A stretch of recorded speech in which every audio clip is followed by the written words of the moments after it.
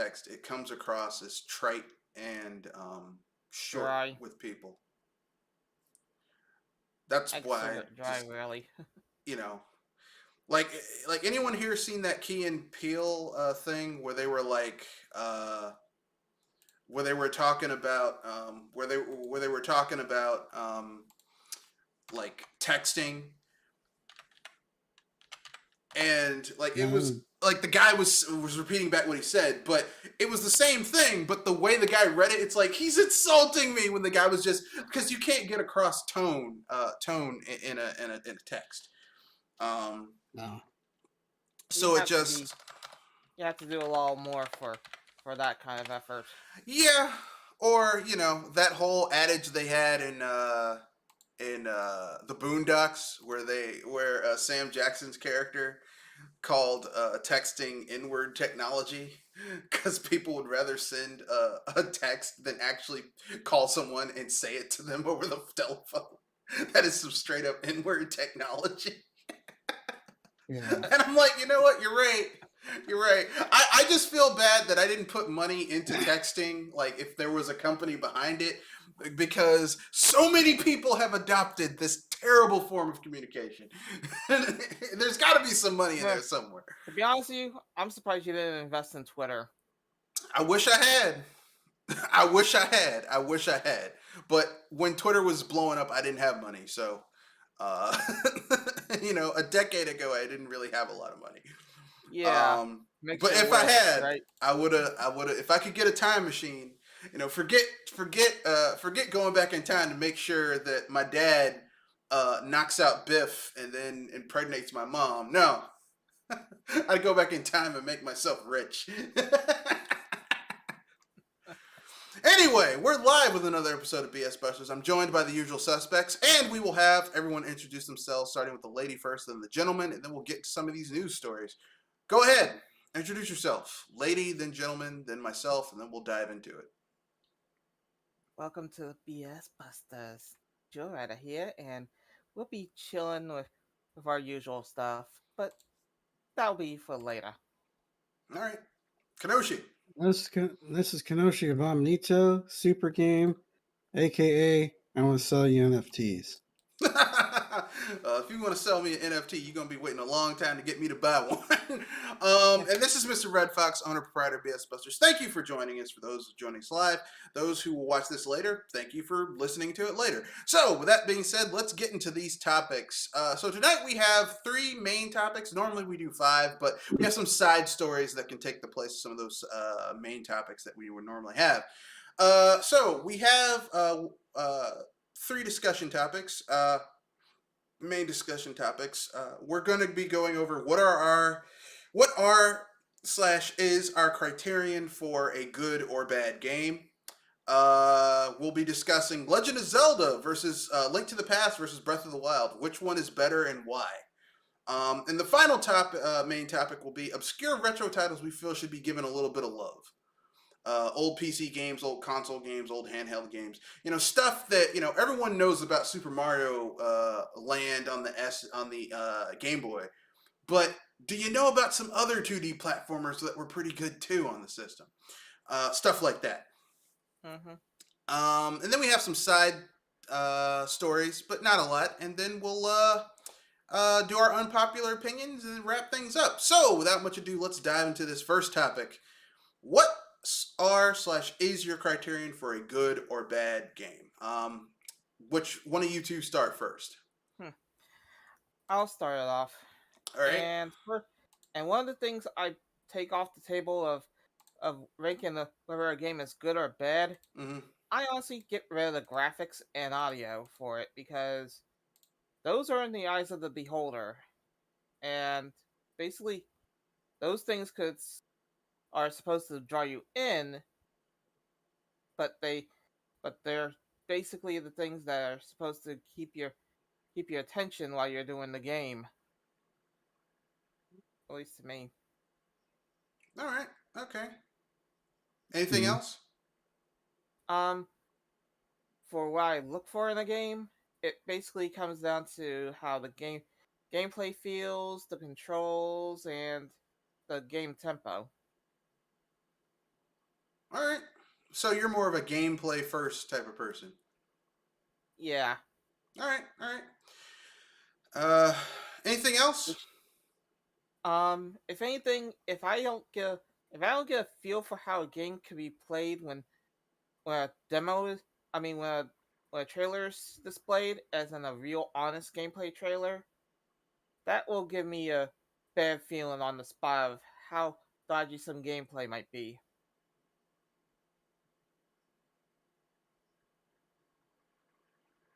All right. Otherwise, I probably got a alright standard with how games feel for me. Okay, that's fair. Kenoshi. Um,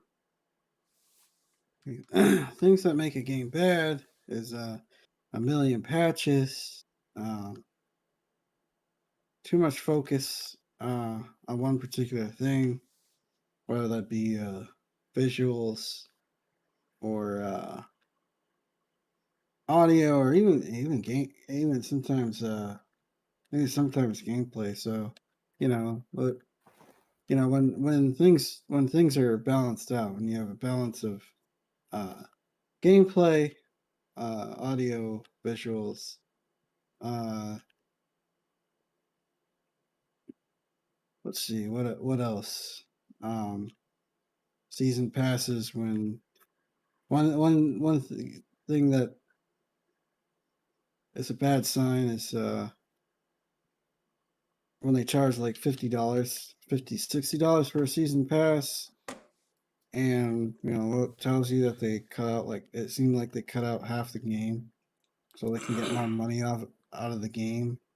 So replayability, that's something that makes the game good when you're able to replay it, such as multiple different endings or multiple different paths you can take throughout the game. Um,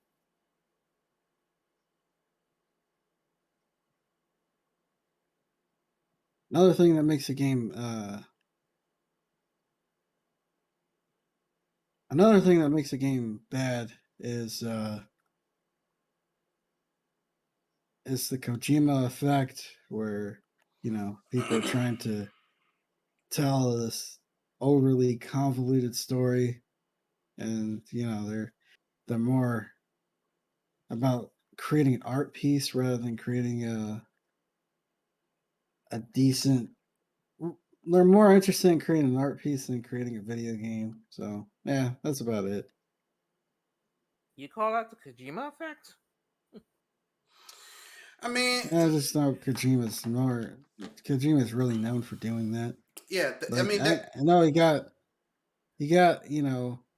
David Cage or whatever, and maybe some other people, but the cult of personality effect, where the game is you know built around, like, people think that because this person is associated with the game, it's going to be good, when that's not really like that.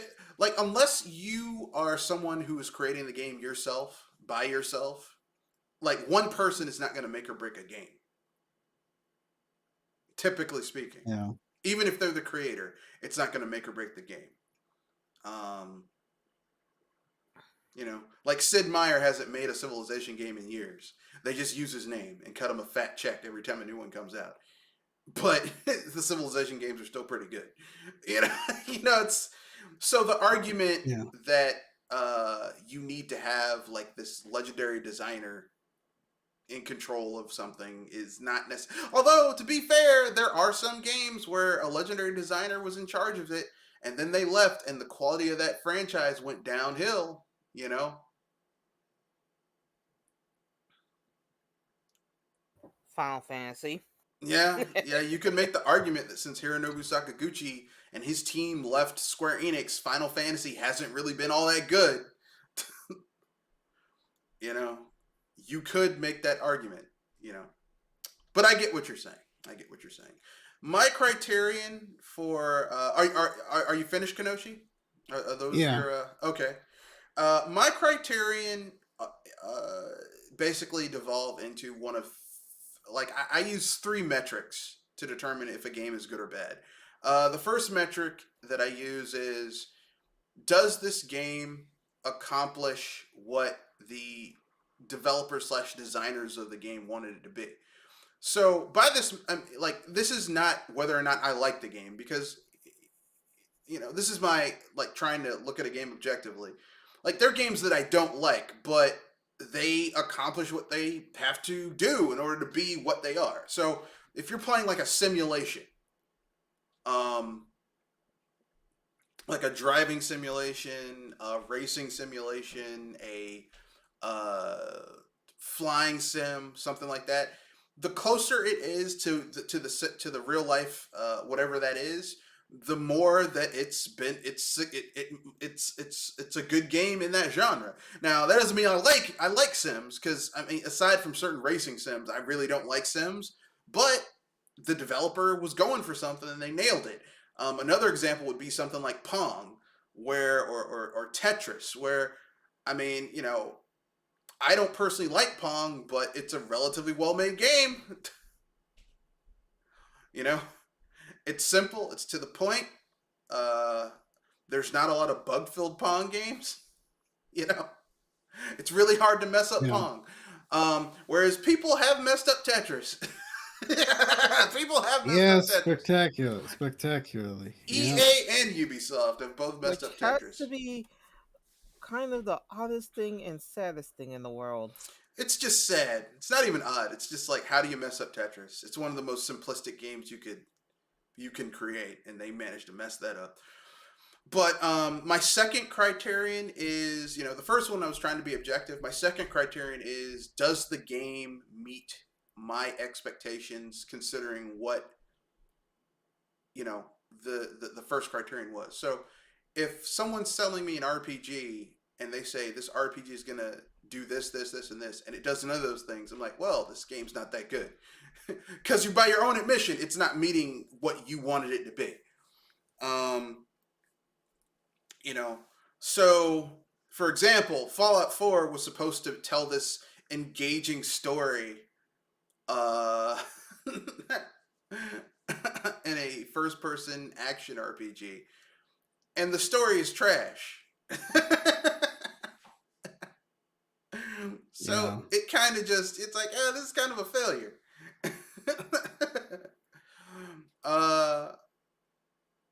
But this also means that there are games where they go askew of what the developer initially had the idea for, but the game's still pretty good. Like Smash Brothers, where Smash Brothers initially was just like a party game where Nintendo IP characters would beat the shit out of each other, and then it morphed into a like semi-serious fighting game for some people. And that's good for them. I don't like playing Smash Brothers like that, at least not anymore. When I was in college, it was cool, but now that I'm an adult, I'm like, not really. But I mean, it's good that people enjoy the game like that. It doesn't work for me, but if other people are having fun, I can't cast aspersions on your enjoyment of something, even though I might not like it. Which leads to my third criterion, which is arguably the most important, which is the technical aspect of the game basically being of good value. So if you're selling me a $60 game and then you have egregious microtransactions on top of the $60 game, that's offensive to me. If you're selling me a $60, $70 game and then on top of that you have like a $50 expansion pack and you don't tell people what's in the expansion pack before you start selling it, you're going to be treated like Fallout 76. I have a problem with... Well, that's not just a Fallout thing. A lot of games do that these days. Like, we're going to have an expansion pack. I was saying that pulling off a stunt like that will get you treated like Fallout 76 in some places. I wish that were true, but unfortunately, there's a base of people playing Fallout 76 that accepted it. It's like, hey, this game would be cool if it had private servers. Yeah, we'll add something that should have been in the base game, but we're gonna charge you $100 a year for it. And it's not even a private server. They basically splinter off some of the server capacity that are on the servers of people playing the game, because the game's not big enough for there to be private servers. My point behind all this is to say this. My criterion, I start as objectively as I can, even though the basis of my objective judgment is subjective, and I'm like, hey, does this game meet the criteria of what the developers and the designers of the game wanted to be? And then I roll into, okay, does it meet that qualification? That's basically how I, look at games. I'm like, okay, does this fit what they were going for? Because there are a lot of games where I'm like, game is really ambitious, but man, did they drop the ball on getting it to that point.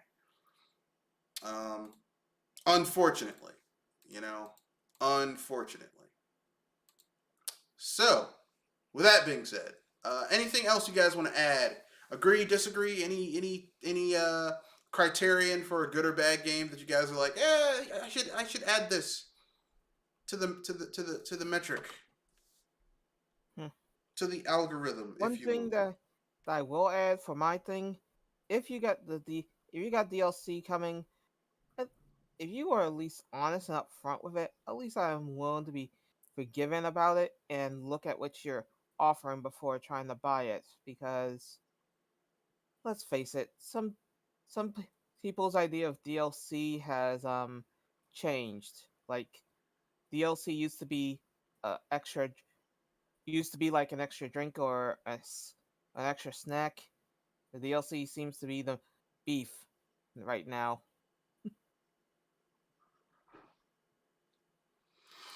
You Yeah. get the joke, right? Yeah, I get it. Kenoshi?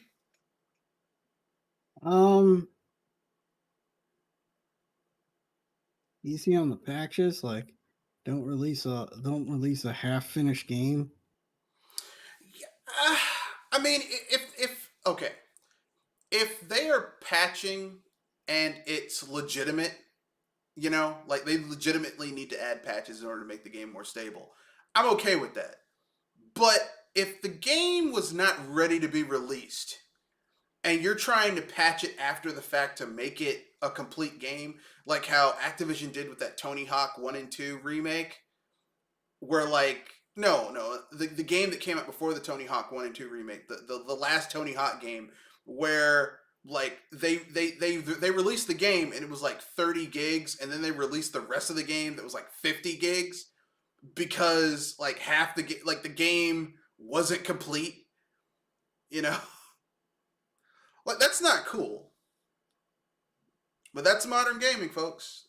Thanks a lot, Microsoft, with adding a hard drive to the original Xbox and bringing That PC and gaming giving into us console Horse gaming. Armor. What? I mean, if That and giving us Xbox Horse didn't, Armor. if Microsoft didn't do it, somebody would have done it. Well, Microsoft eventually. didn't have anything to do with the Horse Armor debacle. That was Bethesda. that was How all much do Bethesda. they charge for that Horse Armor again? I think it was $4.99. Here, let me check. Yeah, the Horse Armor thing, actually, the irony of the Horse Armor thing was that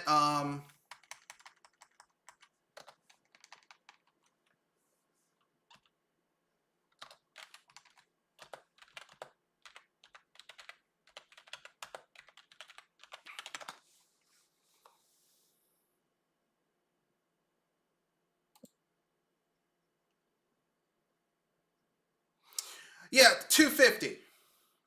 It was $250 for the Horse Armor. Here's the thing that happened with the Horse Armor debacle with Oblivion on the Xbox. Typically speaking, in Morrowind and Daggerfall, those games came with Morrowind especially. The DLC for that game was free. Like, you could go on Bethesda.net and just download the DLC modules for that game.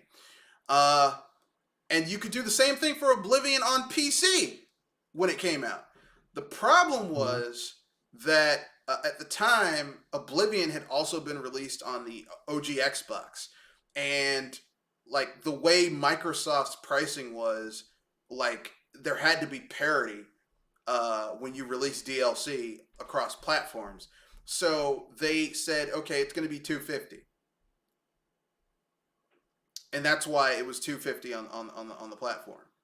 Like it was a weird, you know, because Microsoft did not really have a good handle. They still really don't have a good handle on running a console. Uh, running a console. But yeah, that was more of a Bethesda thing. Because I mean, like, let's keep it 100%. Uh, there's never been console parity across things because as someone who got Elder Scrolls Oblivion on the PS3 back in the day, because my PC couldn't run it at the time, um, that game was missing DLC that was on the Xbox version of Oblivion. So on PS3. So it's just one of those things where it's like I'm gonna blame the company, not the console manufacturer. But I get what you're saying. All right, time to move on to a controversial hot take. Legend of Zelda: Link to the Past versus Breath of the Wild. Which is better and why? Knowing you, I could guess it's Link to the Past. Well, I was thinking about how to do this, and I thought the best way to do this is to divide it up into their component parts. So we're gonna go music, dungeons, unique weapons. So for Link to the Past, that would be dungeon artifacts, and for Breath of the Wild, that would be like the specialty weapons you can get by doing side quests and stuff. And then bosses, and then overall gameplay feel. So that's 5 categories. Music first. Music. Legend of Zelda: Link to the Past versus Breath of the Wild. Which is better and why? This is probably the bias in me, but I'm going to not only guess you, but my own. But here goes. You basically get ambient music and soft noises with tones of music going on in Breath of the Wild, and you're constantly getting music going on with Link to the Past. So if anything, I'm guessing mine and yours, Red, would be Legend of Zelda for music. Link to the Past? Yeah. Yeah. And I mean, she basically nailed it. Like, Breath of the Wild has music, but it's ambient and not really memorable. Like, even the theme for Breath of the Wild isn't really memorable, in my opinion. I was going to say, it feels more like ambient music. I mean, well, there is an overall theme for Breath of the Wild, like the actual theme of the game, like because every Legend of Zelda game has like a overarching, like swelling, like orchestral type theme, and Breath of the Wild's theme is forgettable. And I say this as someone who put 150 hours into Breath of the Wild. And if you put a gun to my head and said hum the theme for Breath of the Wild, I probably would get shot in the head because it's forgettable. On the other end of the spectrum, you have Link to the Past, which has a very iconic theme. As a matter of fact, most of the themes in Link to the Past are very iconic. Just going into a normal cave has a pretty like memorable theme. The overworld theme is memorable. The dark world theme is memorable. The boss fight music is memorable. The dungeon music is memorable. The dark world dungeon is memorable. Like, so many themes in Link to the Past is like, once you've heard it, you're not gonna. You might find yourself humming it when you're doing other stuff. So music, Link to the Past. Next, dungeons. I'll go. I didn't get my answer. Oh, go ahead. I like the ambience in Breath of the Wild. I thought it fit with what they were going for. Yeah. I do think the theme song is actually pretty memorable. Yeah, it didn't really work for me. But hey, man, if you liked it, cool. Just for me, like, so much of the music in Breath of the Wild was very missing. No, it was there. It's just forgettable. It's like the music for me for Breath of the Wild is like when you go to one of those day spas and they have that music that's designed to just be there but not really have a presence. Kind of like elevator music. No, because some elevator music is a cover, is like a elevator music cover of something that's good. Like the girl from Ipanema is actually a good song, but the elevator music of it's pretty good too. You know, like because a lot of games will do an ambient music version of uh like like a more popular tune. It still sounds pretty good, but Breath of the Wild just for me didn't slap like that. But hey, man, if you liked it, cool. Um, but you know, to each his own. Next, dungeons. I'm guessing this one easy enough for at least Red Fox and myself. No, just do It's likely. yourself. Just do your own. Okay, Okay. okay. I'm just guessing here, but also I'll just say my own real quick. Legend of Zelda: Link to the Past, because if anything, the dungeons kind kind of lengthy a little bit if you on your first run, but other times you'll get the flow, you'll get the feeling, and it rewards you for looking all over the place. Even though some of those places are hard to do on the first run.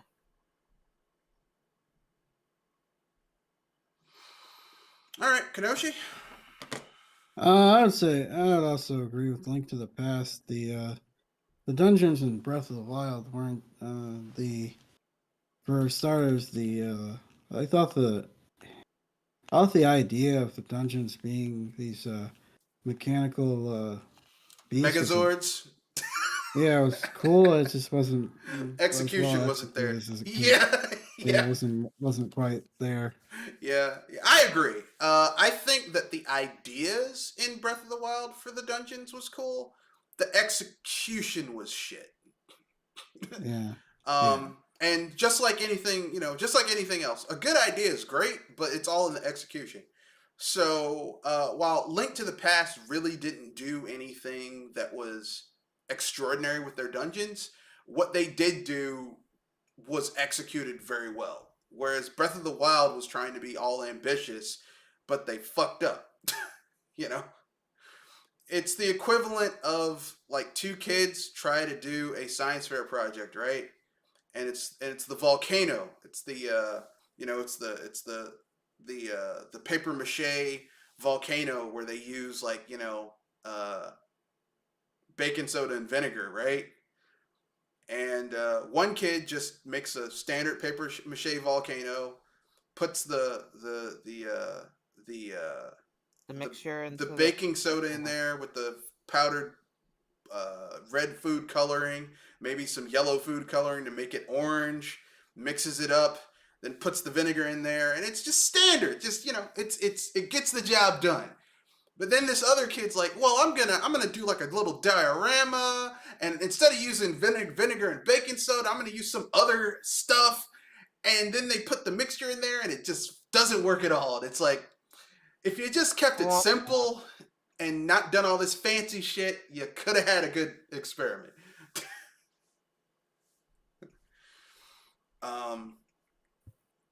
So with that, yes, I will say that the dungeons in Link to the Past were, they weren't as ambitious as Breath of the Wild, but you can be as ambitious as you want. Like if you don't actually execute it, your ambition means nothing. Yeah. Next, I was gonna say dungeon design / bosses, but I think we can throw combat in there as well. So, so combat and bosses.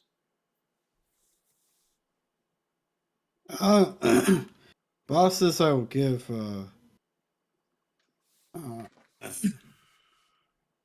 Yeah, bosses. I think I would give. Man,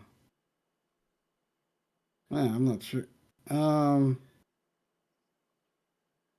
Probably give bosses to Link to the Past. Combat, I'd probably give to Breath of the Wild.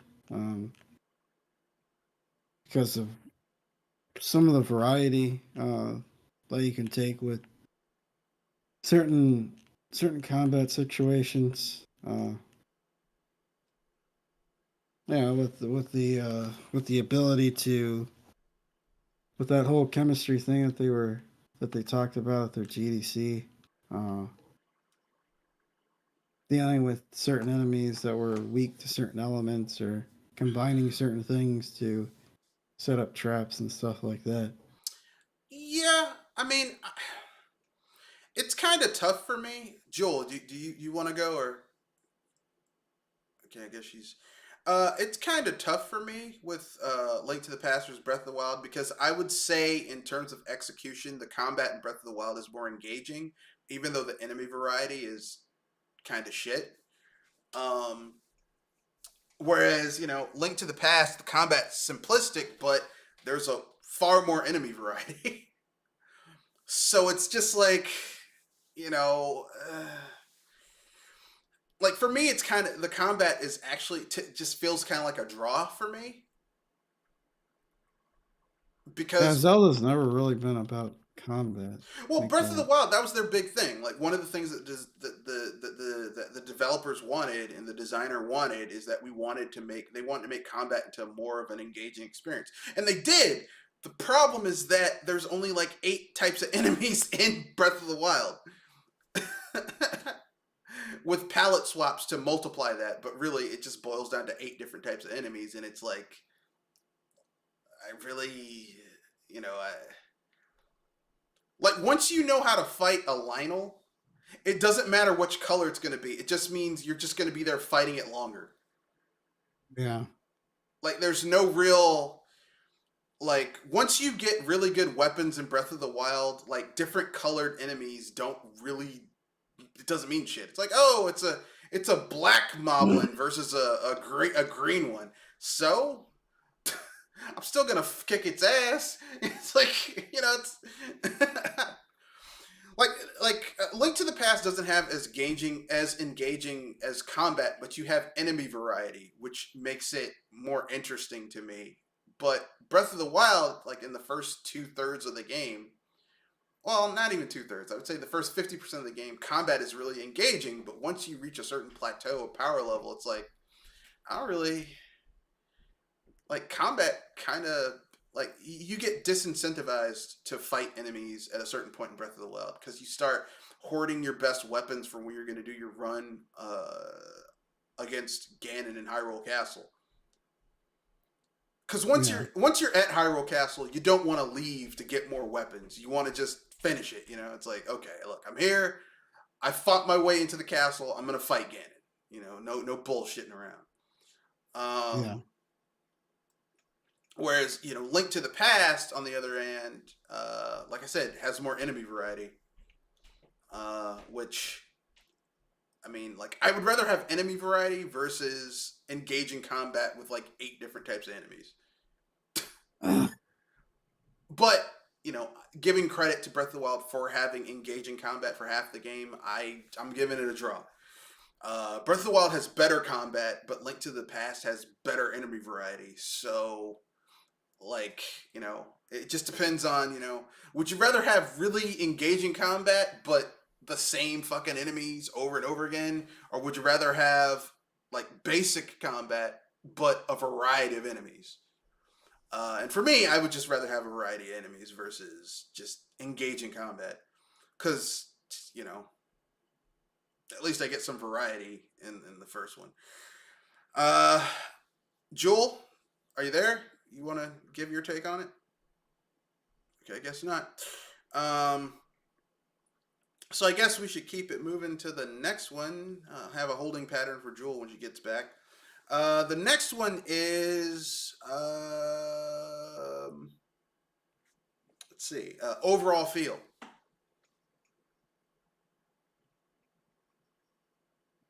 I spent a lot of time with Breath of the Wild. Yeah. I like the exploration. Uh, I like the finding the shrines, building up your gear, stuff like that. I think the weapon durability system that could have been much that could have been thought out a little bit better. Uh,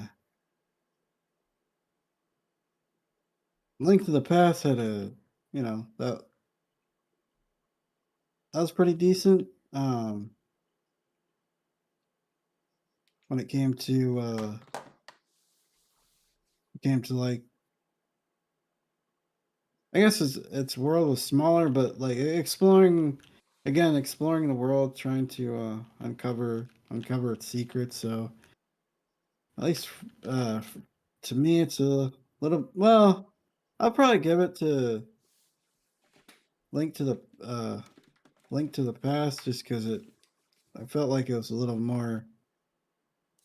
I didn't really feel like you had to. It didn't have as much repetition when it came to its exploration, or at least it hit it a little bit better. That's fair. Because those shrines those shrines are actually starting to get kind of repetitive at the end. I mean, yeah, I mean, because basically the shrines are broken down into 4 distinct categories. You've got the combat shrines where you fight those specialized mini guardians. Then you've got the puzzle shrines where you have to solve a puzzle. Then you've got the shrines where you're going through a series of like challenges, like room challenges. Then you've got the 4th type of shrine, which are the special event shrines, like when you go to that island and you lose all your shit. And the event shrines are kind of cool because it's actually so different from the normal shit you get in the other 3 types. But after a while, all those shrines start to run together. Yeah. Like the shrines start to feel like busy work in Breath of the Wild. Like a lot, like the thing that kind of made me, because when I first played Breath of the Wild, I thought this game is amazing, and then I continued playing it, and I realized so much of this game is busy work to make you feel like there's a lot of stuff to do, but there really isn't. Yeah. Um, and it's like, oh man, you're basically jingling keys in front of my face to make me feel like this is engaging, but it really isn't.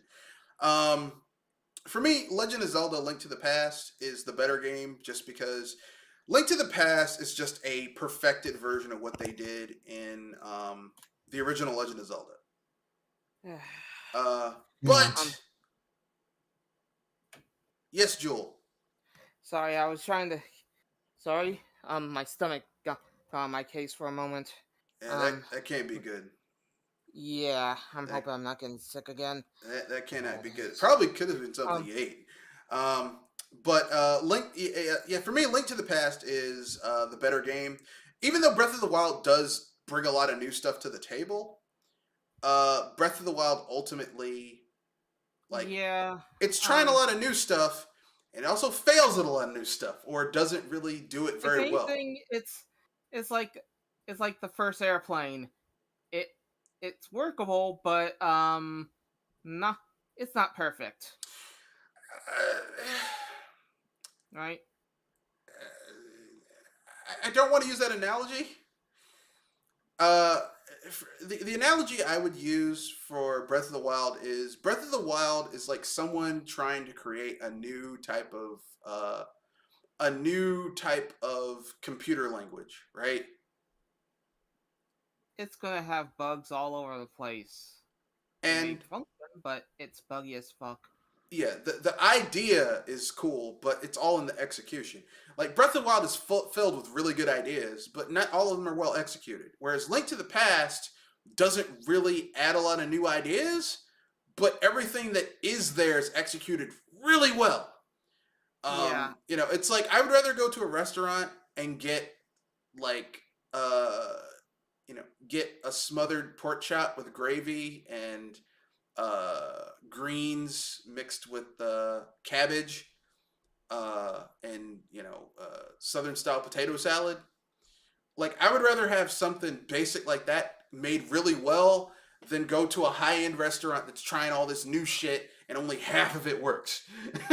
And that's the problem with Breath of the Wild. It's like, hey, look at all this new shit, but only half of it works, or is works very well.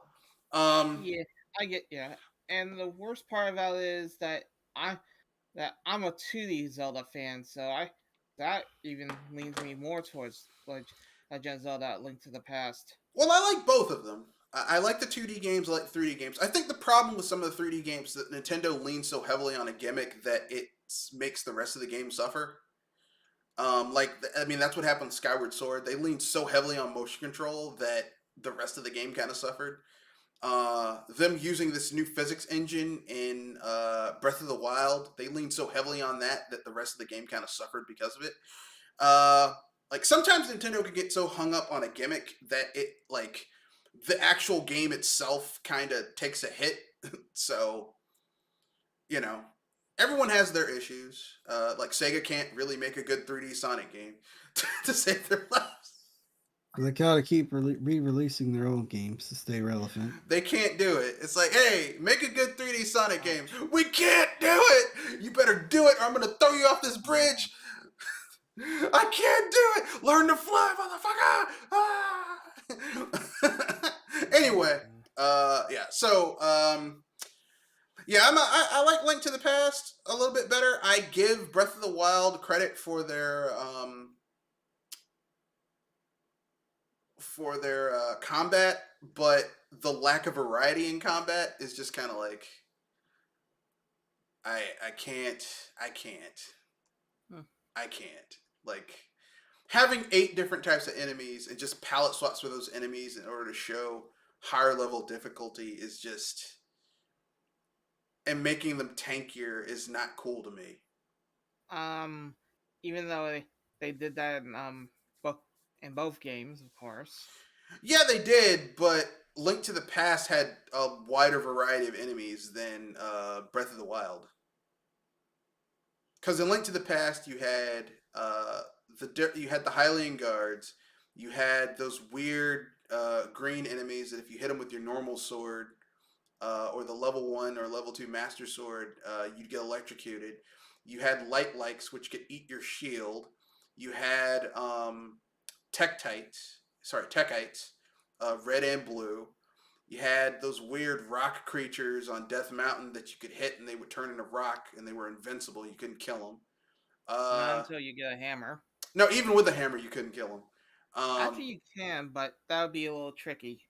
Like, you had like you had a much bigger array of enemies in Link to the Past, Light World and Dark World, than you had in Breath of the Wild. Like, you had regional enemies like the Sandman in the Great Desert, and those buzzards.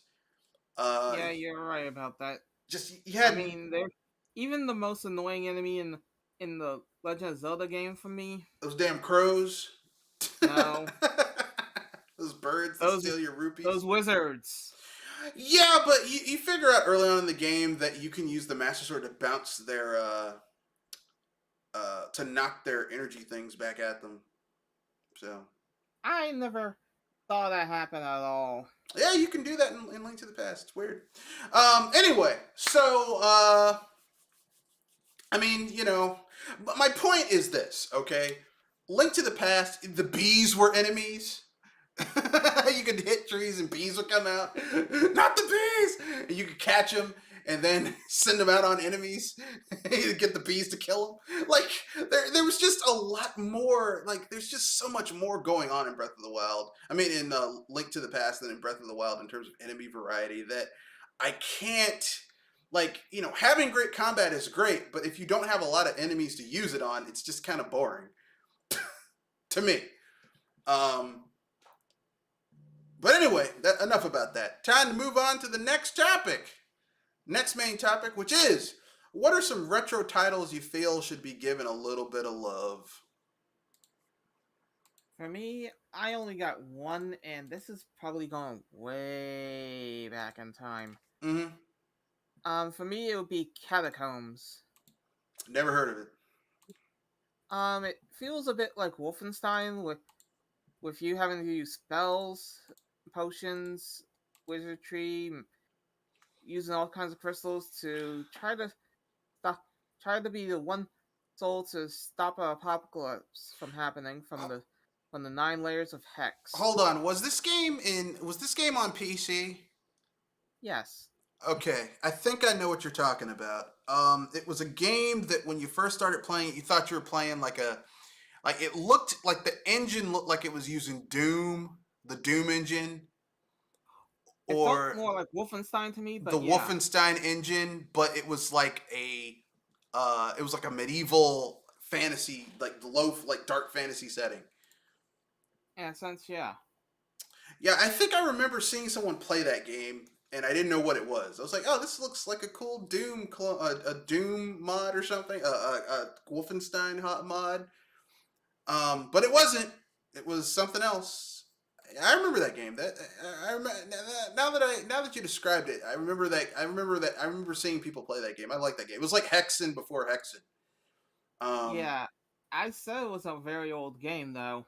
So, Yeah. Well, id Software opened made their tech open source so that people could use it after a while. So like there were a lot of clones that used the Wolfenstein and Doom engine and made some great games out of it. So I can't get mad. Kanoshi, old Oh, or obscure retro title you feel should be given a little bit of love?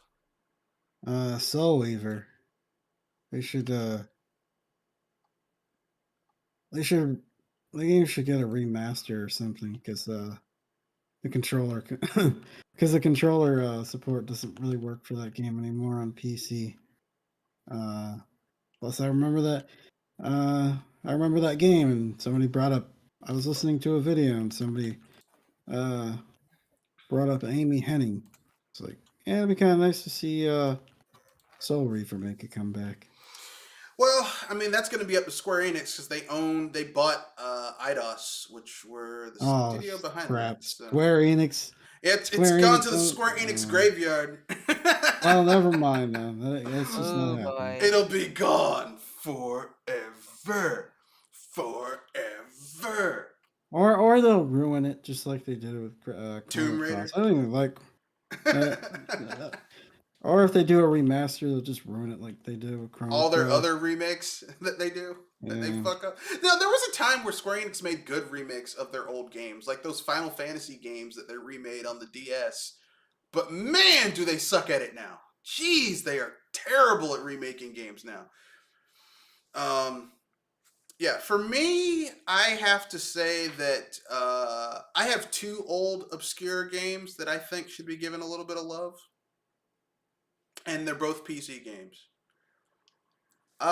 This is the first one is a game that hasn't had a PC release in years, but you can buy a mobile version of the game that has microtransactions and stamina bars and shit.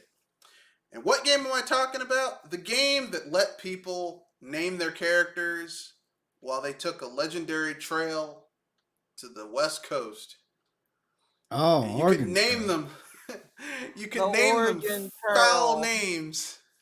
Like Everybody died. Every Yeah. time I played that game, everybody ended up dying. from dysentery. Yeah, you can name your characters Yeah. like you can name your characters names like shit, piss, other things. So then you could have, and when they died of dysentery, say piss died from dysentery. Shit, The ultimate killer on the road of the West. shit drowned to death while trying to ford the river. My point is this: Oregon Trail was great.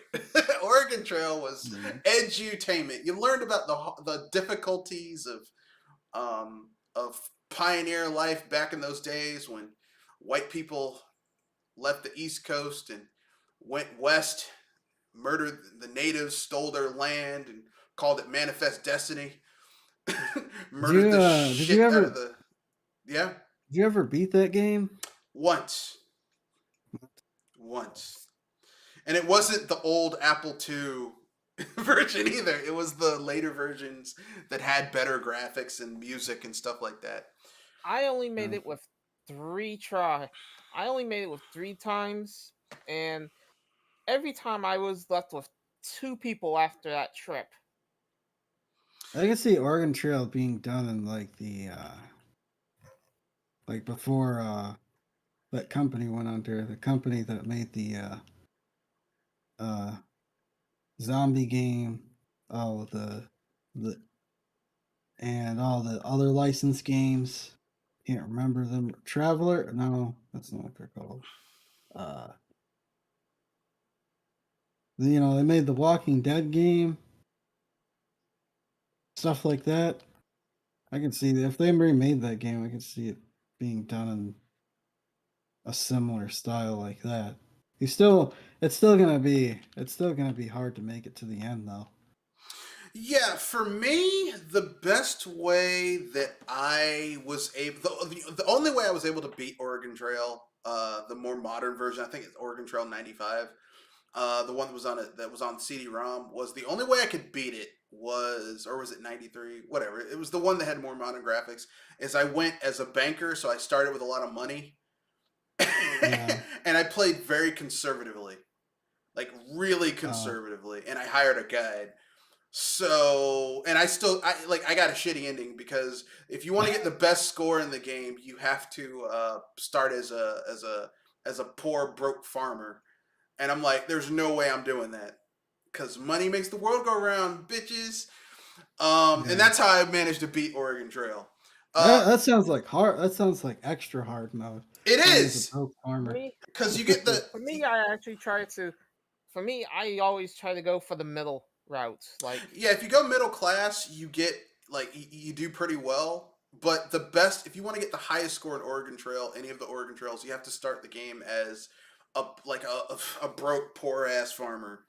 And I'm like, I'm just not doing that because basically, like you start with 200 or 250, and you're or 150, like some ridiculously low amount, and you barely have enough money to get the cart and the ox and a few supplies.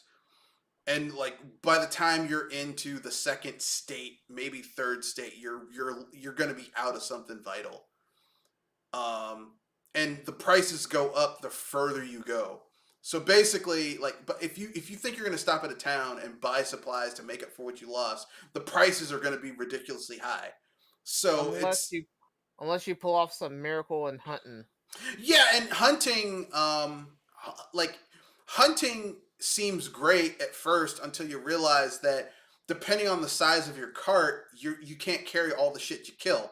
So you wind up killing shit you can't even take. So you wasted bullets on something that's just gonna rot away. Which, considering what the white people did to the buffalo back during the pioneer days, kind of makes sense. Fucking Europeans manifest destiny bullshit. Anyway, yeah. For me, yeah, it was terrible. It was genocide. For me, my other old PC game that I think should be shown more love, had a TV show for kids on PBS that had one of the most memorable theme songs of all time. Um, an a cappella group, if you will, that used to sing the titular theme song of the game. That's right. Where in the world is Carmen Sandiego? Oh God, I know that song so well when I hummed it. Yep. Thank That's you right. very much. I only have reminding one thing me. to ask. I got a song in the stuck in my world head is again. Carmen Sandiego?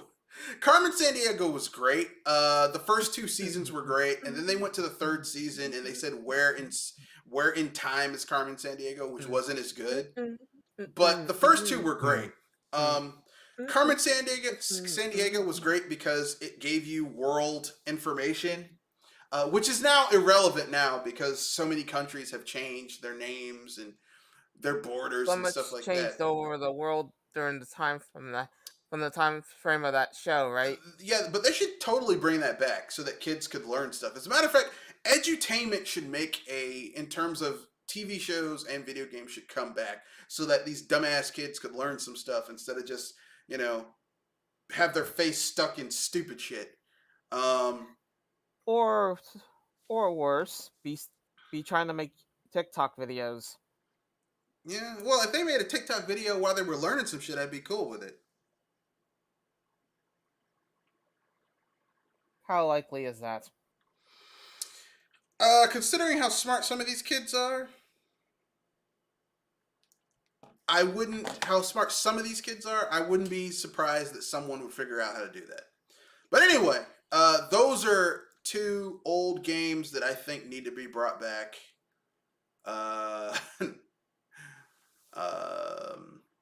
So with that being said, let's move on to these side topics. And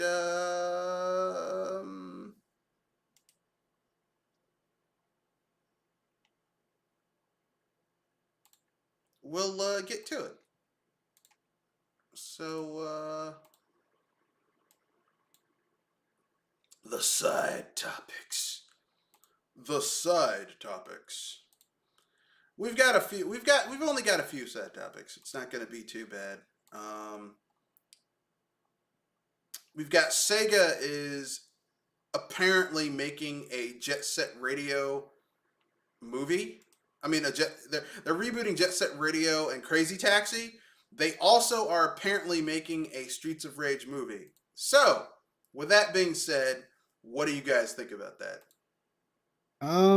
Well, the Streets of Rage movie could be good if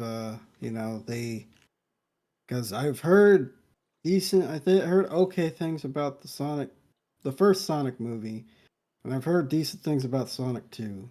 So, Yeah. They can make a halfway decent video game movie with the Sonic game. Surely they can make something pretty decent with the Streets of Rage game movies. Well, I mean, I've said this before. Like doing a beat 'em up movie is not hard. Like, people keep on making it hard. Like, Capcom, for the love of everything, can't make a good Street Fighter movie. Like, And how many tries have they done? At least 2. 3? Well, 2 live action. I mean, Street Fighter the animated movie is actually pretty good. Street Fighter 2 the animated movie is actually fairly decent because it's animated. But the first Street Fighter movie is so good, it's so bad it's good. For me, it was but a Tuesday. Yeah. Okay, let me put it this way. Sonic the Hedgehog 1 and Street Fighter the movie, like the first one with Raul Julia, both of those movies are not good, but they're saved by one actor giving it their all. In the case of the Street Fighter movie, watching Raul Julia play M. Bison makes that movie great. Take Raul Julia out of it, it's terrible. Raul Julia in it on Street Fighter, not in Sonic. The first Sonic movie, if you took Jim Carrey out of that movie, it would be terrible. It would be fucking trash. Keep air. with Jim Carrey as Dr. Robotnik, it's great. It's like, wow. Like he's totally channeling Raul Julia from Street Fighter. Like Raul Julia, like his M. Bison, it's like I was like, I hate this M. Bison. Like, you're going into it as a kid, like, it's gonna be terrible. But then you see his M. Bison, he's like, Chun-Li, the day I came to your village is the most important day of your life. To me, it was just Tuesday.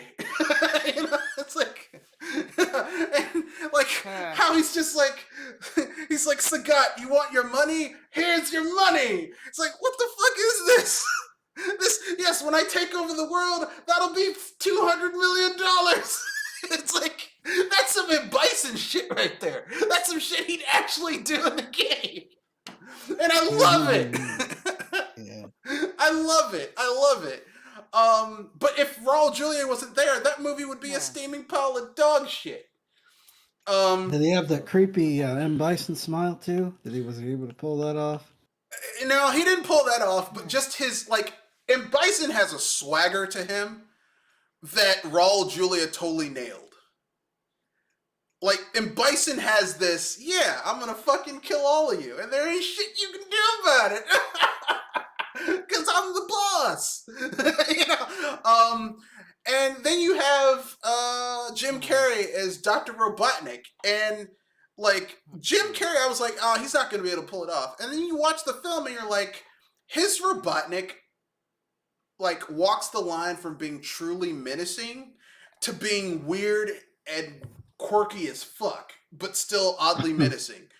But if you took Jim Carrey out as Dr. Robotnik and put anyone else in as Dr. Robotnik, that movie would be a dumpster fire of bullshit. But Jim Carrey uplifts the whole movie. Like, that first Sonic movie, if Jim Carrey wasn't there, that movie would have been gone down in history as being one of the worst video game movies of all time. But Jim Carrey saves it. Like, Jim Carrey single-handedly saves that movie. Because Ben Schwartz's Sonic in the first movie is kind of not that good. James Marsden, aka Cyclops, as some random guy is kind of cool. Like the opening of the film where they're in essentially like Sonic's adopted homeworld in the beginning is pretty cool. And then they do what all these movies that like, oh shit, this is too expensive to make this look cool. So he comes to Green Hills, Montana. It's like, come on, man. Come on. Don't do this. Don't fucking do this. And they did it. You know, it's like the whole time this movie's going downhill, but then they bring in Jim Carrey and it's like, okay, his Dr. Robotnik saved it. He saved this whole fucking movie single-handedly. Now the second Sonic movie, Jim Carrey doesn't have as big of a role, but it's still a pretty good movie. Because they finally figured out the formula and they gave people a good amount of time. Except Tails. Poor Tails just gets shafted. Poor Tails. Even though technically speaking, Tails is a better character than Sonic. He's the Krillin of the Sonic world. What? No, because Krillin sucks. Because Krillin sucks. Whereas Tails, on a technical level, is a better character than Sonic. Because Tails is more intelligent and he can fly. Whereas Sonic just runs more fast. Intelligent, flies, able to work around electronics. Yeah. But anyway, yeah. He's got more package. He's just a better character. I'm like, why are people so hung up on Sonic the Hedgehog? He sucks. Tails is a more interesting character. It's like Meta Knight is a more interesting character than Kirby. And yet everyone loves Kirby. Even though Meta Knight is way more interesting. I actually like both. I mean, I'm not saying that Kirby needs to be canceled or get rid of him, but just on a technical level, Meta Knight is a more interesting character than Kirby. Because Kirby's big thing is that he has the intellect of a 3-year-old kid, and he can fly, and he eats everything, and he sleeps all the time. In most of the games, he starts out as a villain, or he helps the villain inadvertently. And then he winds up having to fix his own fuck-ups. Whereas Meta Knight is a more interesting character because, like, technically Meta Knight and Kirby are the same species, but Meta Knight's not, for lack of a better word, mentally lacked. I want to say mentally challenged because Kirby does have those. Meta Knight isn't on the spectrum like Kirby is. Meta Knight has more EXP. You could say that. Whereas Kirby is, how can I put this? He's a fucking idiot. You know, they have a fucking idiot who has the ability to destroy planets in a single blow. That's terrifying. Like, Kirby is not. Everyone's like, oh, Kirby, he's one of my favorite characters. Kirby's terrifying because he's an idiot who has superpowers. Imagine Superman, but someone who had the mental maturity and reasoning ability of a 3-year-old. That's terrifying. I was going to say the power of the universe in the hands of a 2-year-old kid. Yeah, that's terrifying. Whereas Meta Knight doesn't have that level of power, but what he does have, he uses so much better. Yeah, that's the thing that gets me like both of them. They both are different aspects of the same character, but they flow in different ways that feel real good. I'm just saying, like, you know, like Meta Knight is a more interesting character. But to me, just in terms of what he was able to accomplish, even though they're the same species, it's just Meta Knight's blue and Kirby's pink. But anyway, that's neither here nor there. So yeah, Sega's making a Streets of Rage movie. It could be good. It could be terrible. The way I feel about it is, I'm like, I mean, I would like it to be good, but, you know, I mean, like, Sega's been on a roll with their movies. Because they did well with Sonic the Hedgehog, and then Sonic the Hedgehog 2. So if they keep that same energy with Streets of Rage, it could work. Knock on wood.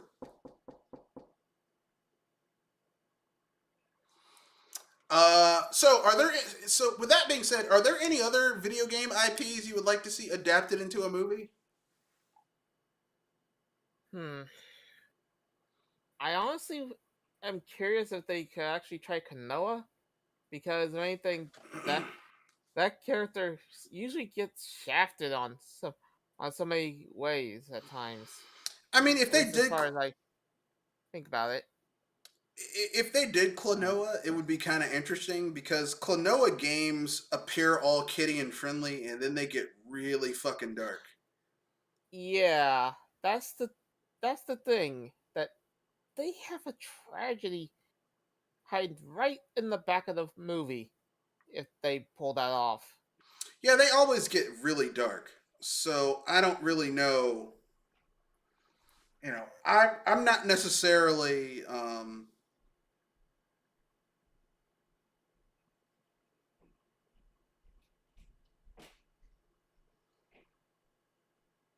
I'm not necessarily all like. Like if they made a Klonoa movie and they made it live and they made it animated, because that's the only way you could really do justice to a Klonoa movie. Like parents are I gonna never take said how, so if anything, you got me on that. parents would take their kids to see that movie and they'd be like, oh, this is a nice little kid friendly film, and by the end of it, those kids are gonna be crying because Klonoa games are dark as fuck. Like they start out, oh, this is bright and cheery. By the end of it, like that kid's gonna be, is he gonna Everybody's be gonna okay? cry. They're gonna be crying. Well, they always have a really dark twist at the end where it's like shit. So Klonoa is just like, I'm like, I don't really. I mean, I'd go watch it just to see the kids crying at the end and asking their parents, "Is he gonna be okay?" No, he dead. He dead.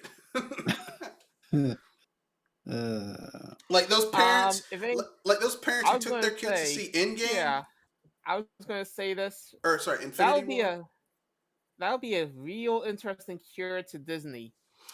Yeah, like those people who take. Well, Disney has a lot of dark shit too, but they put it in the middle, and then there's a happy ending at the end. But Yeah, as I said, I say that would be a cure of Disney. That'd be yeah, the cure Disney, because some of those endings are kind of BS shots. yeah, yeah. Anyway, You can't hide that one. well, but it's Disney, so. So with that being said, let's keep it moving to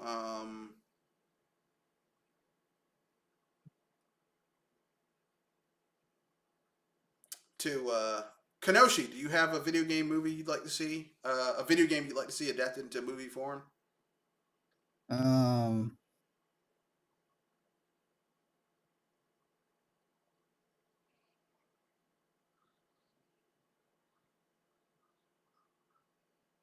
Not really. 'Cause all the games I think of, they would actually have to cut things out.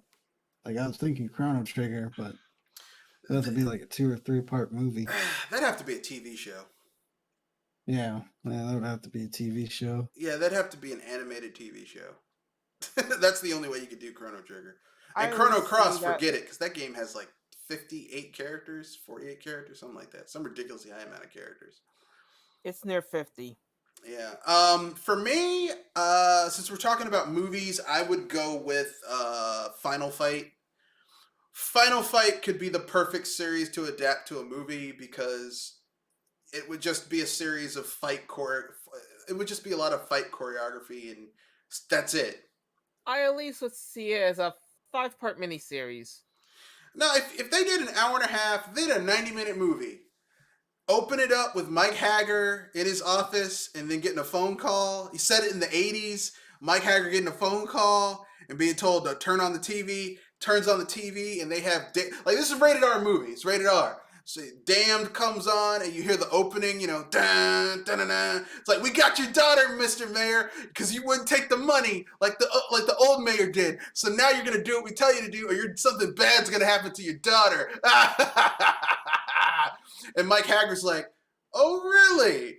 Hangs up the phone, turns off the TV, picks up the phone, and just to make it cool, turn it to one of those rotary phones with the rotary. Calls the gym.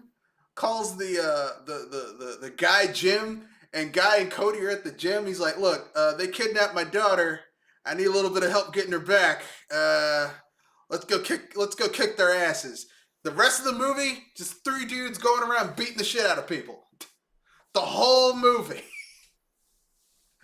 Well, almost the whole movie. They gotta find out where in the world that they took her. No, they know where she is. They're just gonna beat the shit out of people till they find out. Like they go to the hood where Damned is. They beat his ass. He's like, you'll never find, right? And then they go to the subway. They beat the shit out of Musashi. And then they go to the seaside And kick the crooked cop. Kick the crooked cop Eddie E. Then they go to the industrial center and beat Rolento. And then they go downtown and beat the shit out of Belger. Except the end of the movie is you're gonna have Cody go to jail because even if you are rescuing the mayor's daughter, you can't uppercut a motherfucker through a plate glass window of the top floor of a penthouse apartment of a skyscraper, and expect to get away scot free. You're gonna need I was gonna say the mayor already would have a lot of paperwork to deal with, taking care of the thugs. At least after that mess. So he'd probably be too busy to give Cody a hand. Yeah, and if it does well, they could do like the sequel would be Final Fight 2. It'd be the story of Final Fight 2. And then the third one would be Final Fight 3. And it would just basically, they would be like 90 minutes, maybe an hour, 10 movies where it's just a lot of really great physical violence. Because we've already seen this done. Watch Daredevil, where they have like all those fight scenes, like that awesome hallway fight scene in Daredevil, where Daredevil's fighting in this hallway, and he gets tired, and he stops the fight, then he gets up and he keeps on fighting. Just do shit like that. You could even have the awesome hallway, the awesome trash roast beef thing going on. Fans of the game be like, yeah, that actually happens in the game. That's unsanitary. Shut up. It's a video game movie. Don't ask questions. Some things are too questionable for logic. Mike Hager just pile drive that guy and hit him in the head with a lead pipe. Don't ask questions. Is he gonna be okay? Yeah, he'll be fine. Yeah, as soon as he spends 6 months in rehab and another 6 months in traction. Yeah. If they survive Mike Hagar beating the ever-loving tar out of them, they're gonna be expecting to spend more time in a different kind of place. Hell, that's gonna be the nicer thing, because good and hell well, if it's a rated R movie, we're gonna have Cody shanking people with a knife, right? Yeah. we're gonna have Cody taking a knife and just stabbing fuckers multiple times while he's got him in a hole. Just You're not gonna root for Cody. He's gonna be an asshole. That, and not to mention some blades of other kinds. Well, that's Cody's big thing. His signature weapon, the weapon that he's most proficient with in Final Fight, is the knife. He's the knife expert in the game. His other stats are pretty well balanced. Guy, his best weapon in Final Fight is the katana, but the problem is that, how rare is that weapon? It's still kind of a shitty weapon. Because the katana has a long, even with Guy's high attack speed, it still kind of has a long attack animation. Like the knife is like one of the best weapons in the game. no joke. Durable, thrustable, and plenty of damage. If you're Cody, the knife is one of the best weapons in the game. If you're anyone else, the knife kind of sucks. But for Cody, like the knife is great. High attack speed, does massive amounts of damage, and if you're using short range, you can hold on to it for multiple screens, all the way up to a boss if you know what you're doing. But yeah, I would love to see a Final Fight movie. Anyway, let's keep it moving to the next topic, which is, how dare someone touch my accidentally. Sega is also in early development to reboot Jet Set Radio and Crazy Taxi. I'm actually excited for that one. It's Yeah, part I'm of their too. Super Games initiative, so be careful. Yeah, well, I mean, we know it's going to somehow involve cloud gaming. So what I think it's going to use some aspect of the cloud. Like maybe you'll have multiplayer where the multiplayer will be over using like cloud-based component in order to get it to work. I guess. Like maybe a massively, well, not a massively, but a jet set radio that has an online component where, like, you're in a city where other characters can join in and do stuff. You know? Yeah, though, if anything, you can already expect the law trying to tag your end, trying to fuck up the town. Excuse me, language a little there. Well, it's true. I mean, I'd be cool with it. Like personally, I'm glad that they're starting to look at some of their old IPs because if these do well, maybe they might bring back Skies of Arcadia. Maybe we might get a traditional Fantasy Star game. Hmm. One could hope.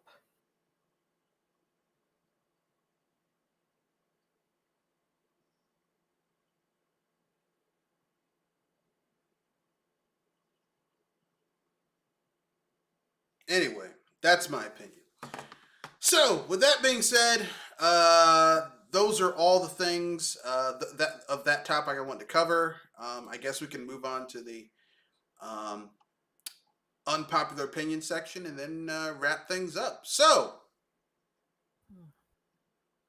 who wants to go first? I think I got something in honor of this day of all days. All right. Believe it or not, today is not supposed to be all that chill, but then again, most people associate it with the green stuff that makes everybody feel trippy. And I honestly don't see how trippy you could be on a day that's ever famous number is a day that everybody knows of. What 420? I didn't even know. I didn't even notice today was 420. I mean, I knew it was 420, but I didn't know it was National Weed Day, Worldwide Weed Day. Uh, so I mean, I guess so. Kenoshi, unpopular opinion.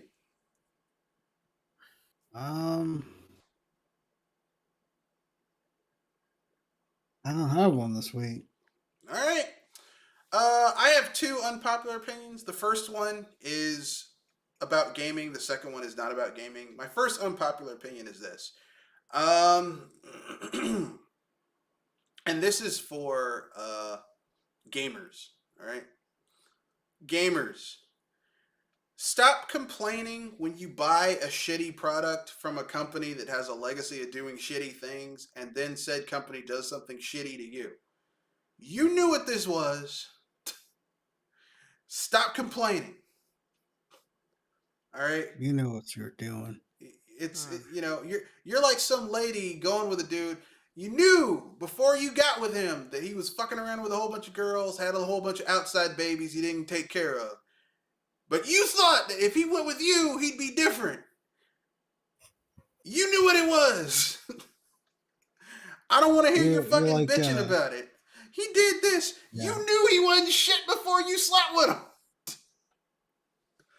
Don't act Like that surprised scene now. It's like that scene in the first Indiana Jones movie where the woman is like, "Well, you slept with me when I was younger." It's like you knew what you were doing. You knew what you were Yeah. asking. Yeah. I mean, I don't really want to use that example because that's just kind of creepy, but I get what you're saying. Um, my second unpopular Yeah. opinion, the best example of this I would say is people getting mad when shady video game companies do shady shit. They're like, I can't believe they did that. You knew, look, they've been shady for years. Why are you surprised now? What is like how is this like, oh, I didn't know they would do that. Really? For real?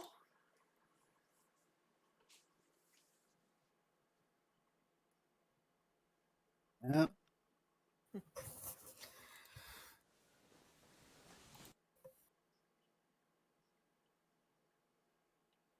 But they promised us. They promised that they wouldn't do this. They said they changed. They didn't change. You know they didn't fucking change.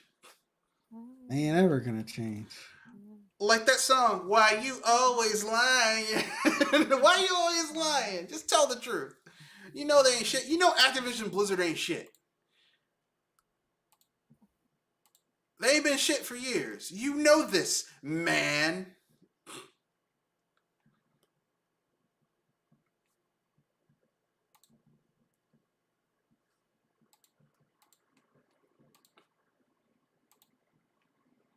Yeah. Stop acting so surprised that they act like I can't believe they did that. Come on, man. You know they ain't shit. None of these companies are shit. My other unpopular opinion is about movies. Not really movies, but a certain fan base. You fucking Zack Snyder fanboys. Enough is enough. Okay? They're not bringing back that fucking universe. They're not doing it. The reason that... No, go ahead. I didn't even think people... I didn't know people like that universe that much. No, they don't. Weird. The Zack Snyder fanboys like that universe. Casual film goers do not like that universe. Okay? People are going to say, well, Man of Steel made a lot of money because we hadn't had a new Superman movie in years. That doesn't mean Man of Steel is good. It is not. Yeah. Okay? Batman v Superman made less money than Man of Steel. Two of your biggest superheroes in your roster are together, and the movie made less money than Man of Steel. Think about that.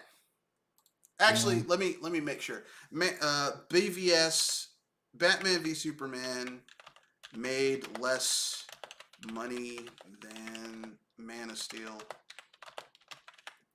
Because I could be wrong. If it's under $1 million, that's a tight number. Yeah, it made less profit than Man of Steel. I was guessing how big the margin was between the two.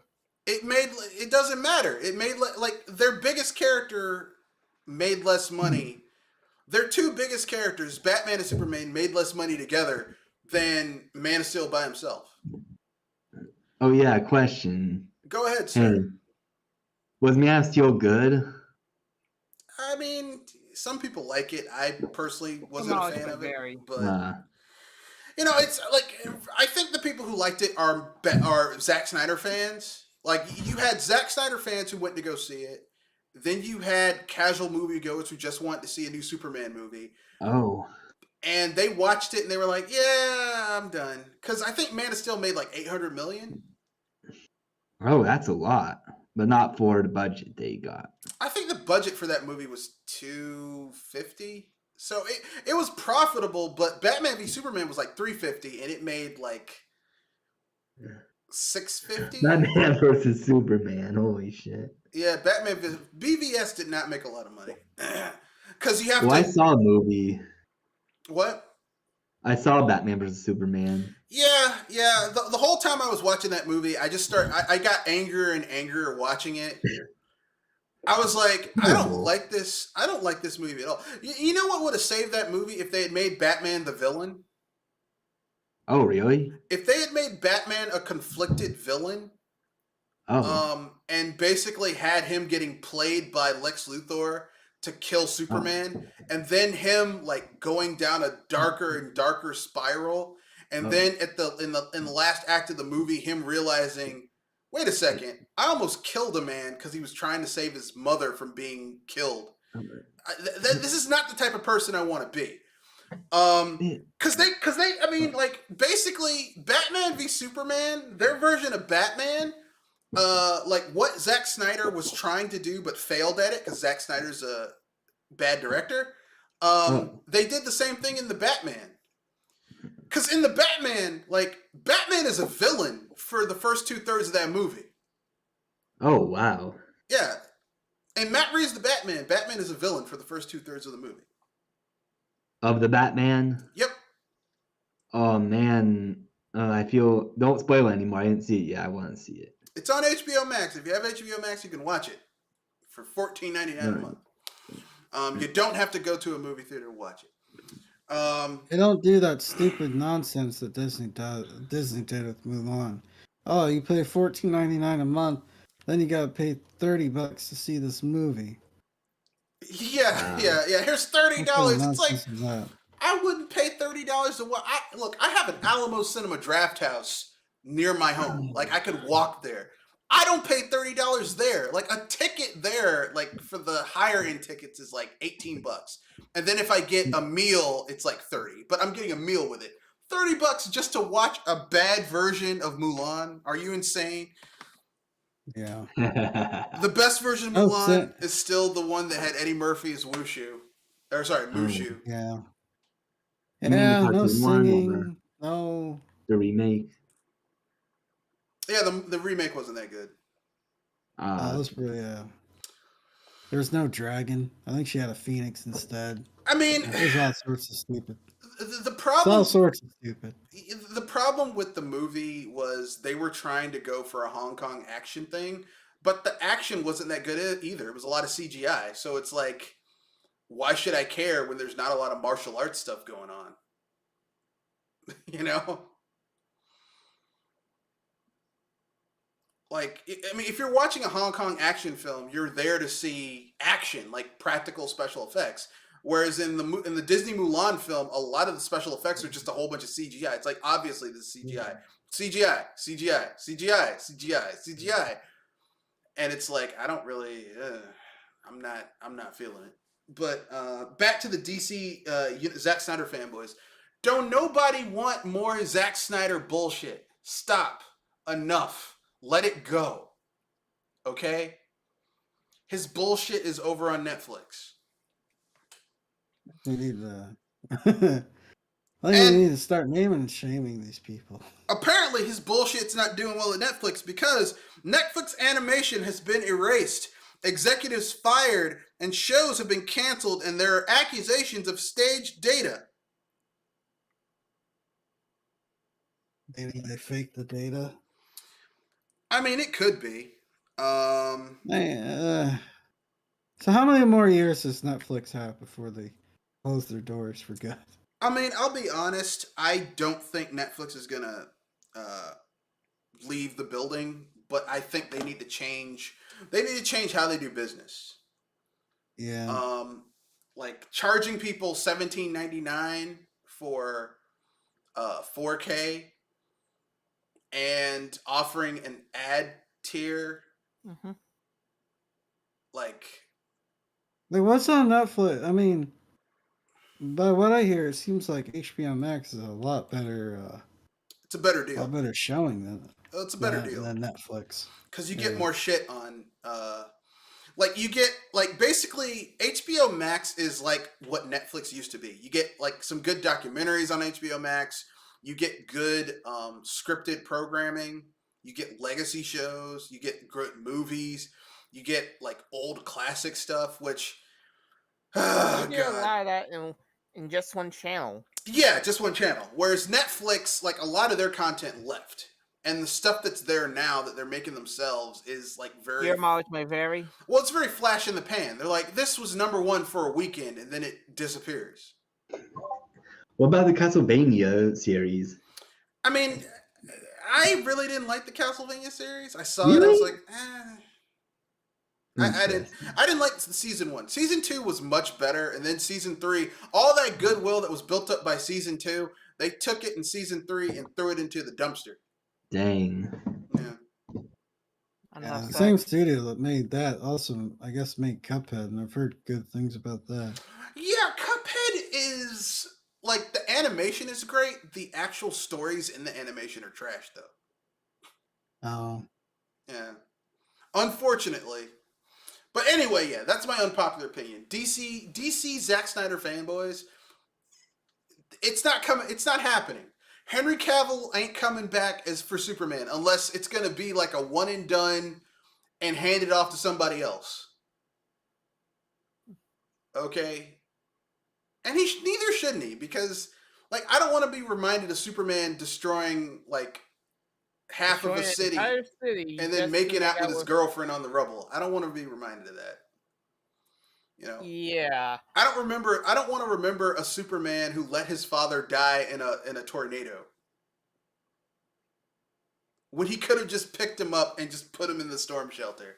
Like, no, no. I don't want to remember a Superman who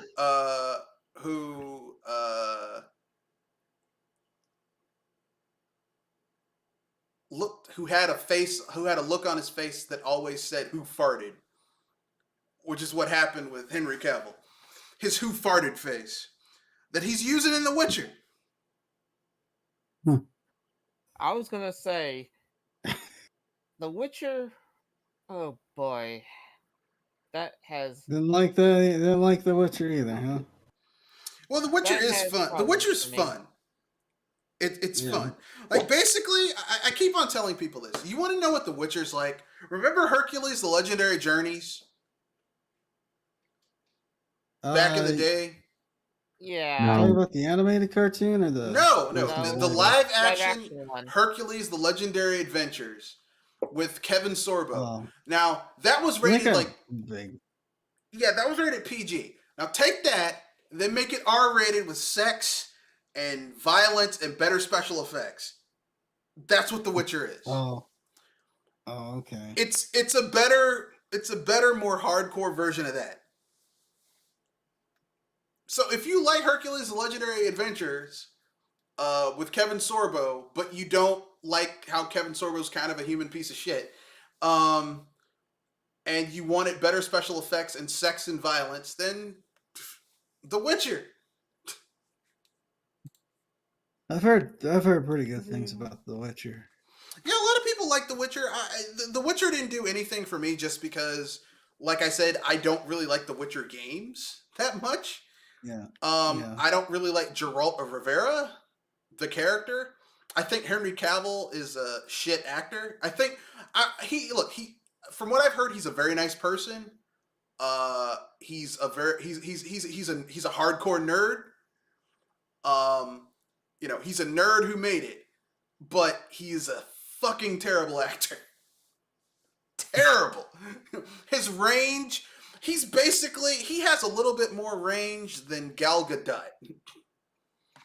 Okay?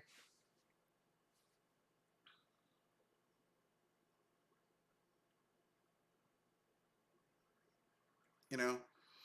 Henry Cavill's real superpower is that he's physically very attractive. Yeah.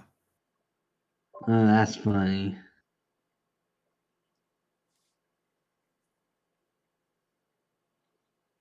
That's his thing. It's just he's just very physically attractive, and he's a moderate level actor, and that's about it. I mean, that's still better than Gal Gadot. Gal Gadot's a terrible actor, but she's really attractive. So I guess that kind of balances out. I'm shit at acting. She's following into the Megan Fox fallacy, where Megan Fox was very attractive but a terrible actress. Yeah.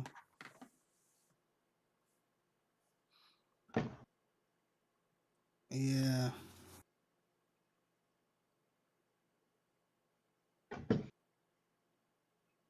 Ugh.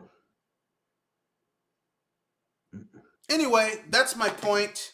That's my unpopular opinion. DC Zack Snyder fanboys need to let it go. They're not bringing back the Snyderverse.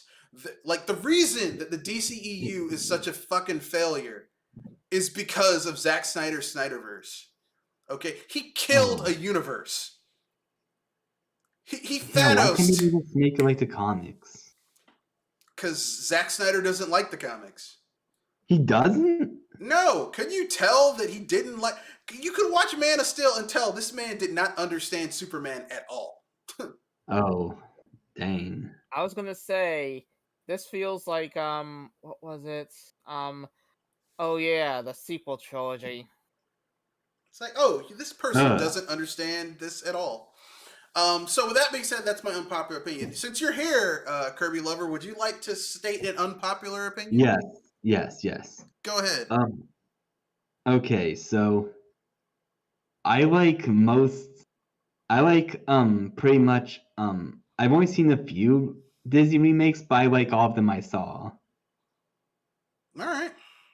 I mean, yeah, I understand why people don't like how it's realistic or like it's with some of the Disney remakes, but you know, I didn't really see many problems with the remakes. Like The Lion King, I thought did a good job. Maleficent was good, but it took too much from Frozen when Frozen just came out.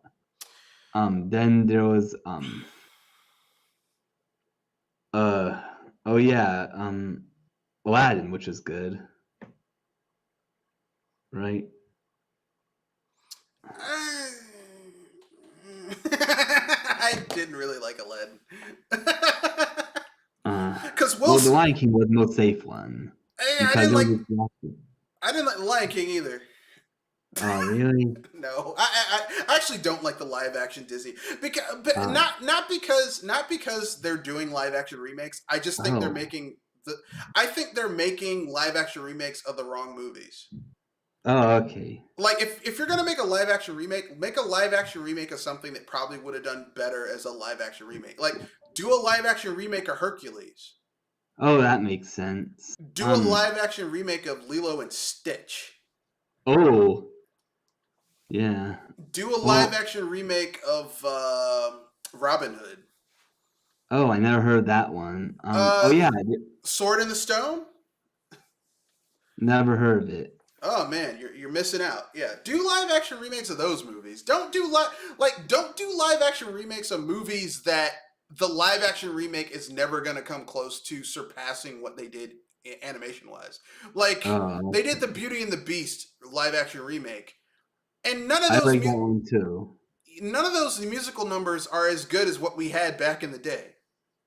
Okay. You know, they did Aladdin, and I like Will Smith, all that, but his genie is nowhere close to as good as what we had with Robin Williams. Nowhere close. Yeah. It's like, why would you even? Why?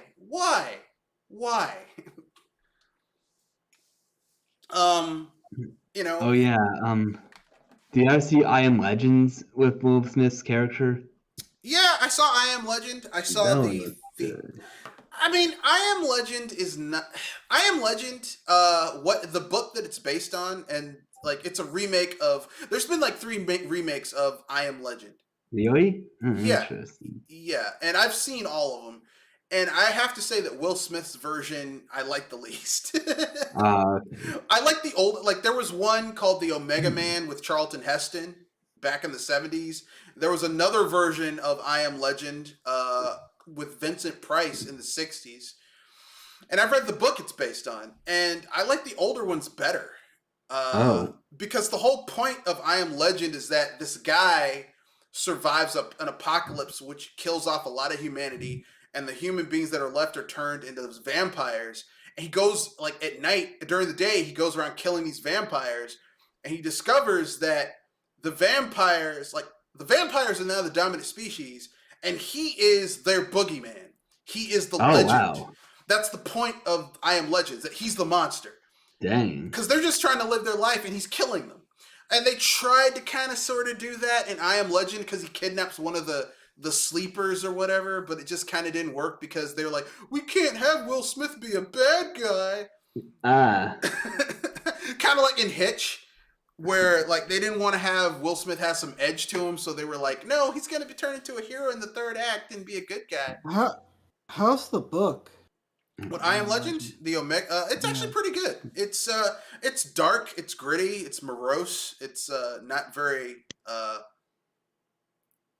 optimistic, but you know, not everything in the world is optimistic. Yeah, that's life. I've been reading Berserk, so yeah, you used to some. You need a palate cleanser from some. Hey, this is dark, but not as dark as Berserk. I'll read this. Oh, yeah. What's the top Berserk? Yeah, you know, that's how I felt about the first It movie. Like I felt like it wasn't dark enough. Oh no, the first It movie is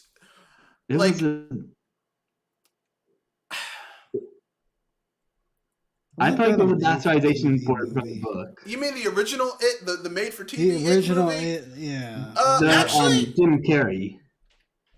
actually, I like the original It movie. Uh, I liked their version of Pennywise because he was like I think what held that movie back was that it was made for TV and they didn't have the budget to have the proper level of special effects. oh. But I think that Tim Curry as Pennywise was more engaging than Peter Sarsgaard as Pennywise. Have you ever read the book? I have. I read the book. The book is insane. The book is. I can tell Stephen King did a lot of lines of cocaine, but Pennywise in the because the thing is this Pennywise in the made-for-TV movie had a dark sense of humor. Oh yeah. Whereas Peter Sarsgaard's It is just it's a mentally challenged extraplanar monster that eats children. Didn't because I basically heard it was like, I never saw the new one.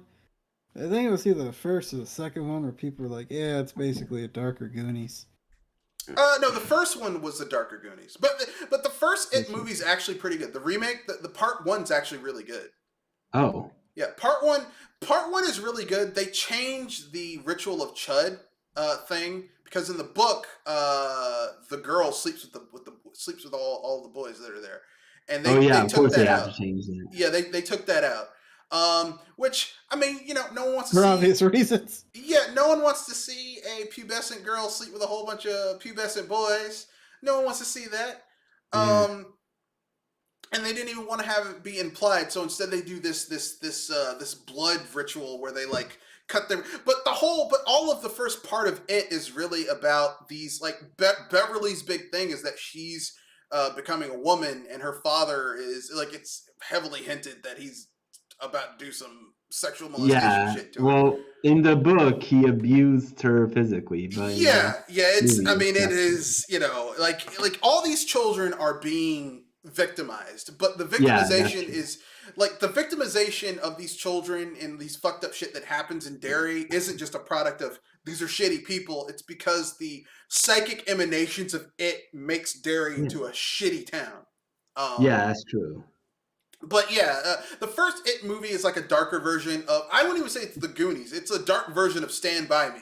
Oh yeah, it's a dark version of Stand By Me. Oh, there's something else I have to add. When I first read the book, I was imagining it to be like Kefka from Final Fantasy VI. I mean that's a perfect because he is a clown. Like well, it's funny because when I read the book again, I was playing some Final Fantasy VI music. That works. Doing some of the parts, and it worked. But I wish that Pennywise was a god at the end instead of a spider. Pennywise is a god. That's just the psychic form it takes. Kenoshi, you were going to say something? I was going to say, wasn't he heavily inspired by H.P. Lovecraft? Because wasn't Pennywise kind of supposed to be inspired by Cthulhu or something like that? Well, it's not Cthulhu directly, like the creature Cthulhu. But Stephen King created this multiverse where there are creatures that exist on another plane of existence. There were these two creatures that were fighting against each other. Because apparently the implication in It is that Pennywise is a mentally challenged version of his species. Of its species. Because his species feeds off of emotions. They're not supposed to kill people. They're supposed to feed off of just basic emotions. And they don't kill their people they feed off of. It's like, hey, this family's happy. I'm going to feed a little bit off of their emotions. But It is is mentally challenged. He's really stupid. He's brain damaged. Okay? So they banished him to a shitty little planet.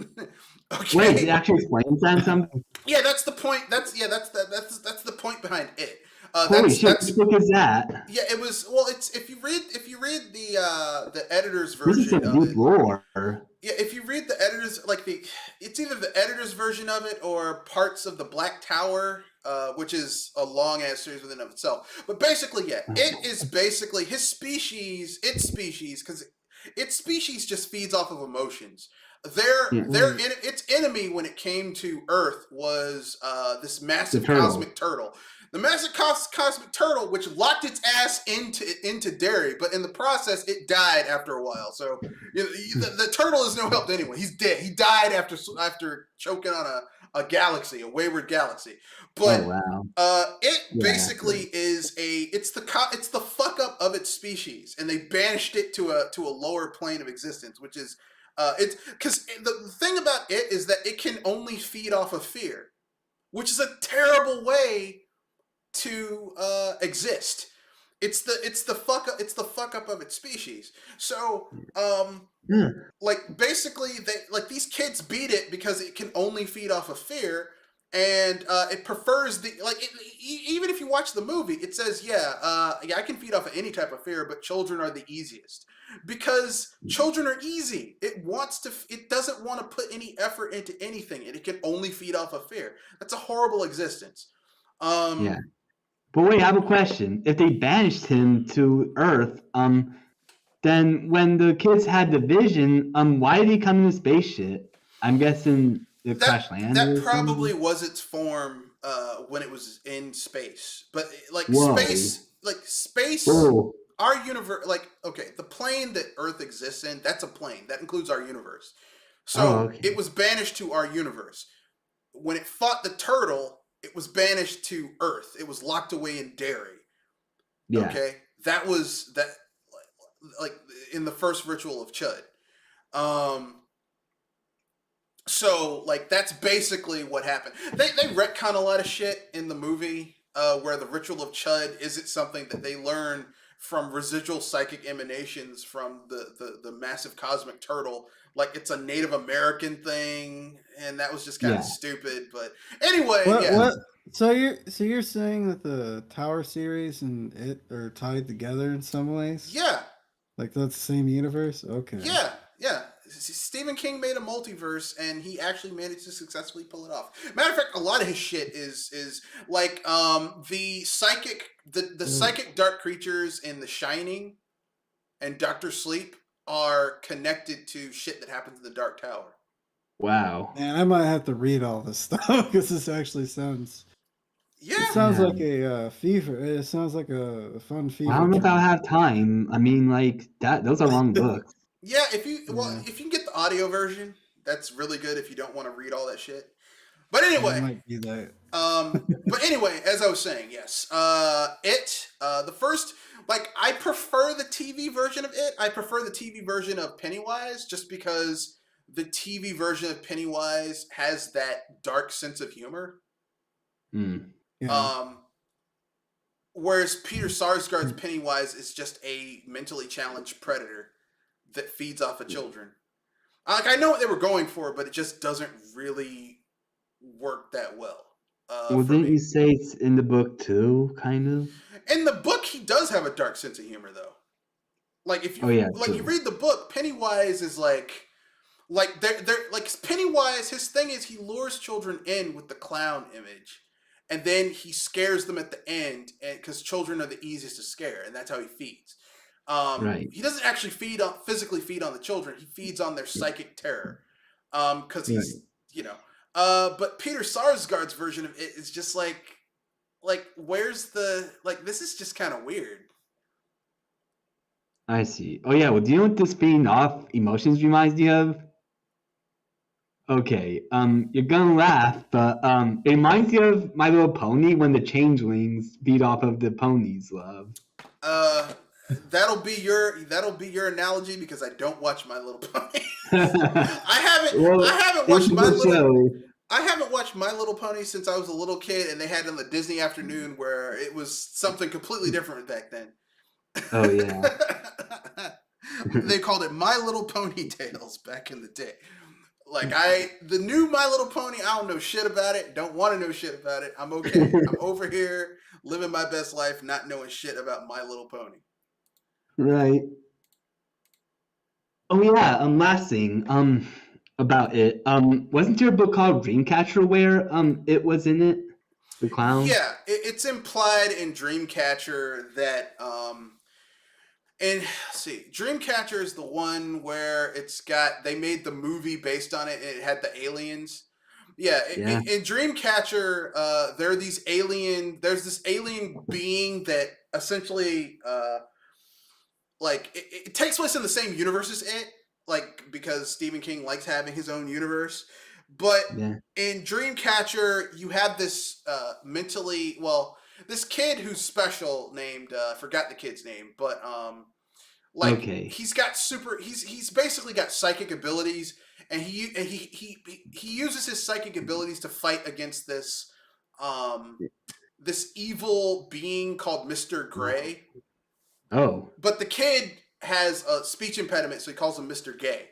But it's Mr. Gray, and Mr. Gray's physical form is this like malevolent version of the big head gray alien.